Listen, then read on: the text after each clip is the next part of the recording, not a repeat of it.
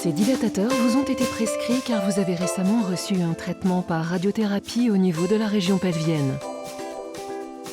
La formation de tissu cicatriciel rendant votre vagin plus court et plus étroit est l'un des effets secondaires de ce type de thérapie.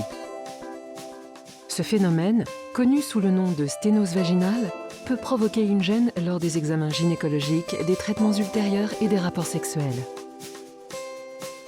Cette boîte contient une série de dilatateurs à miel spécialement conçus pour réduire la sténose vaginale.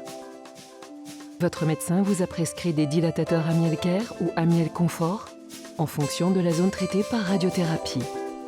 Les deux types de dilatateurs ont un aspect différent. Les dilatateurs à miel care ont un embout plat qui vous permet d'atteindre le col de l'utérus. Ils sont généralement prescrits lorsque le traitement par radiothérapie est administré au niveau de la partie supérieure du vagin.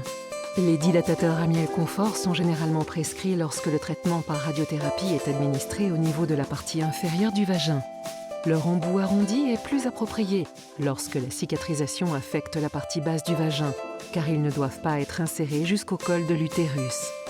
Les dilatateurs à miel care sont disponibles en 4 tailles et les dilatateurs à miel confort en 5 tailles. Les deux modèles possèdent une poignée amovible pour faciliter leur utilisation. Lors de la première utilisation, nettoyez le dilatateur avec de l'eau chaude savonneuse, puis séchez-le bien de manière à éliminer toute trace de savon.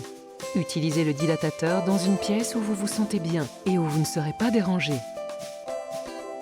Commencez par le plus petit dilatateur. Fixez-le à la poignée grise en le faisant tourner jusqu'à ce qu'il soit verrouillé. Utilisez toujours du lubrifiant pour faciliter l'insertion du dilatateur. Recouvrez l'embout du dilatateur de lubrifiant. Appliquez-en également un peu au niveau de l'entrée de votre vagin. Trouvez une position confortable, soit sur le dos, les genoux pliés et les jambes légèrement écartées, soit debout avec un pied posé sur une chaise.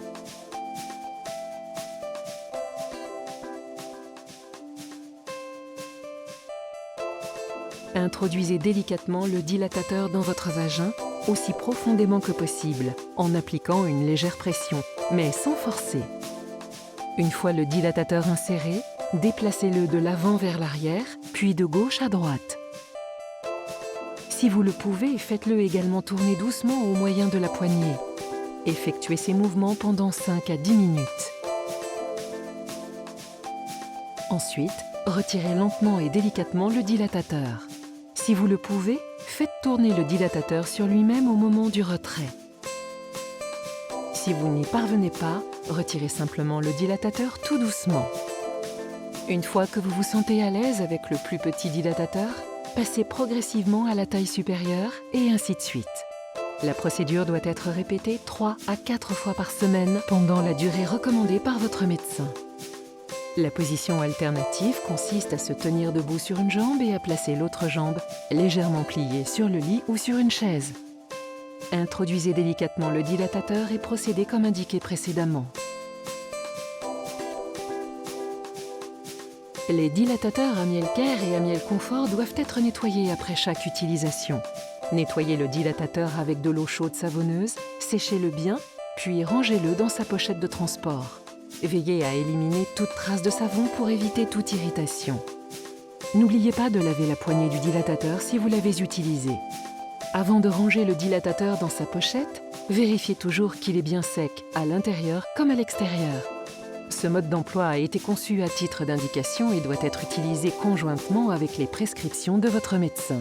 Renseignez-vous auprès de votre praticien pour connaître les effets de vos dilatateurs.